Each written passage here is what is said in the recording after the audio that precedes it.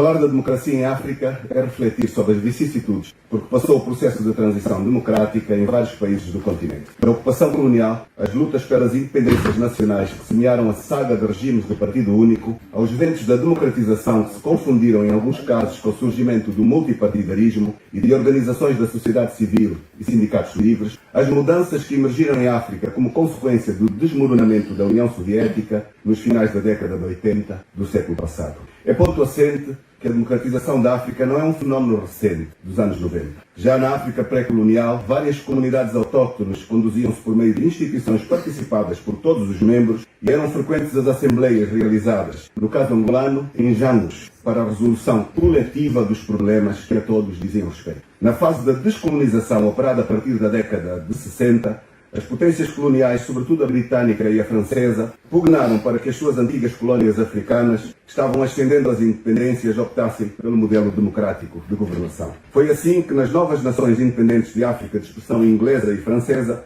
nos anos de 1960, emergiram regimes de pendor democrático, com uma visível pluralidade política, expressa pela existência de partidos políticos com ideologias distintas, sindicatos livres, tendo existido mesmo eleições para a escolha dos deputados e dos primeiros governantes em vários países. Essa experiência foi, entretanto, de curta duração e não vingou, cedendo rapidamente o lugar a regimes de partido único ou de inspiração militar, que justificaram o retrocesso com a ameaça da divisão étnico-tribal, racial e outras fontes divisionistas que pudessem subalternizar as tarefas do desenvolvimento e da criação da prosperidade. Por seu turno, na sequência do 25 de Abril, em Portugal, chegada a vez da descolonização das ex-colónias portuguesas, a tendência geral foi a transmissão do poder aos movimentos de libertação nacional. O MPLA em Angola, o PIGC na Guiné e Cabo Verde, o MLSTP em São Tomé e a Frelimo em Moçambique. Em todos estes países, salvo raras exceções, as outras forças políticas, fossem elas emergentes ou não, foram simplesmente ignoradas e tentadas as vias da sua extinção.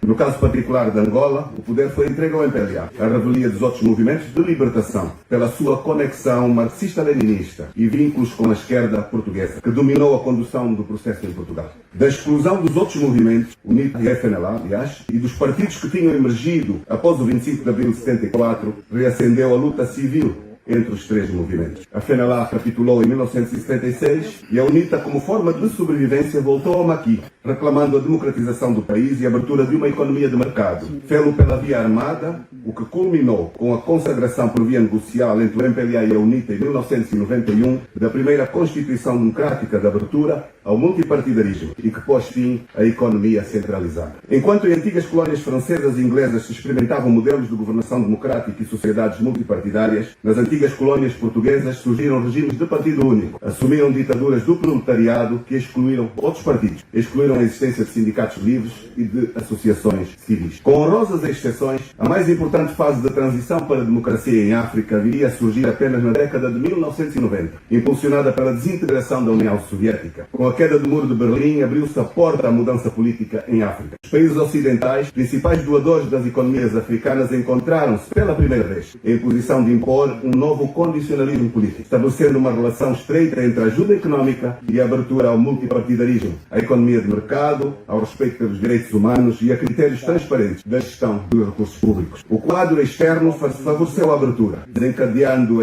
a pressão popular encabeçada por movimentos sociais e por movimentos de pressão armada, como no caso de Angola e Moçambique, sem desprimor da elite dirigente que procurou adaptar-se rapidamente à nova realidade. Partidos emergentes ganharam eleições no Benin, em Cabo Verde, na Zâmbia, no Malawi, em São Tomé e Príncipe, etc. Lá onde o poder assente num partido dominante que conseguiu manter a força, no caso de Angola, da Tunísia, Líbia, Egito, Moçambique, no Togo, Camarões, Guiné-Bissau, no Gabão, entre outros, o ritmo e a amplitude da mudança foram controlados. A década de 90 mostrou que em África foi possível um conjunto de países procederem à transição de um sistema político hegemónico para outro, mais plural, sem na realidade efetuarem quaisquer alterações concretas aos seus modelos ou às suas práticas de governação. Com efeito, nesta década, a adesão à democracia em África passou a ser um pré-requisito para se obter alguma legitimidade perante as outras nações e, sobretudo, tornou-se num meio meio para que um determinado governo ou um país fosse visto e arrolado nas contras do mundo liberal, que emergiu como vencedor da Guerra Fria, ou ainda um mero expediente de sobrevivência do poder de grupos antes identificados com o marxismo-leninismo. Daí que a democracia em África não pode ser entendida sem a dissecação das dinâmicas e da dialética das relações endógenas e exógenas, estabelecidas no interior de cada país e de cada região geopolítica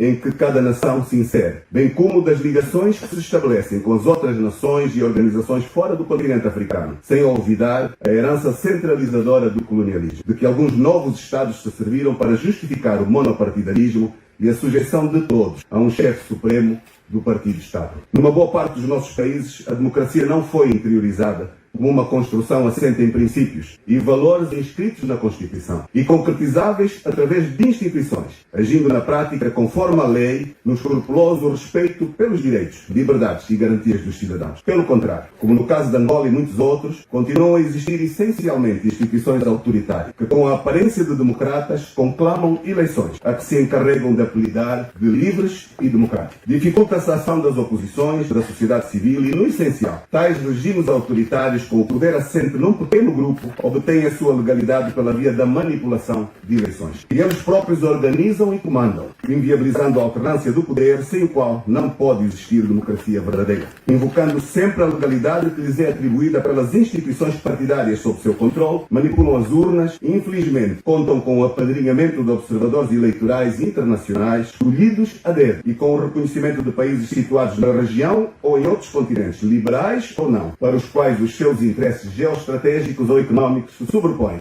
à qualidade da governação imposta aos cidadãos, as violações dos direitos humanos que tais governos praticam. Direitos violados e, ironicamente, estes observadores são nos seus países paladinos defensores, mas que fecham os olhos noutros países. É que, geralmente, as autocracias que emanam deste tipo de golpes institucionais pagam bem pelos favores dos que fingem ignorar tanto os golpes institucionais como os golpes eleitorais e as inúmeras violações dos direitos humanos. O índice de democracia elaborado pelo Economist Intelligence Unit, baseando a sua avaliação a partir de uma pontuação em 5 categorias: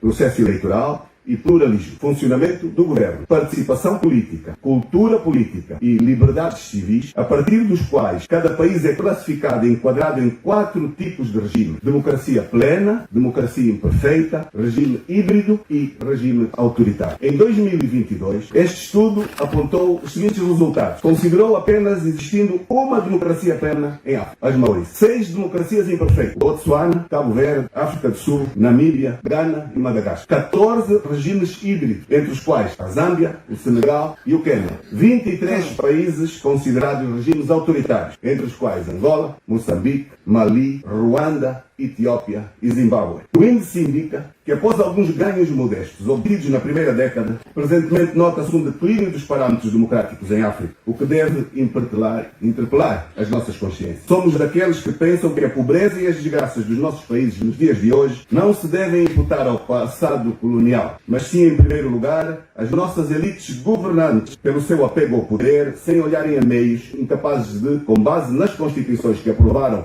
e falhos de implementar, reformas consentâneas que concretizem as reais aspirações dos nossos países, habilitando os próprios cidadãos nacionais a serem os atores do desenvolvimento dos seus países. A África de hoje continua a ser um palco privilegiado de golpes eleitorais, casos de Angola e do Ruanda, golpes constitucionais, Angola, Guiné Equatorial, etc., ajustando as constituições nacionais aos desígnios de quem governa, ou golpes militares, como foram os casos do Burkina Faso, do Mali e da Guiné-Conakry. A África é também palco de insurreições armadas de motivação islâmica no Burkina Faso, na Nigéria, no Mali, em Moçambique, na República Centro-Africana, etc. Sem olvidar a desestabilização armada na República Democrática do Congo e no Chad, visando instaurar um caos propiciador do roubo de matérias-primas para alimentar indústrias estratégicas e não só fora da África.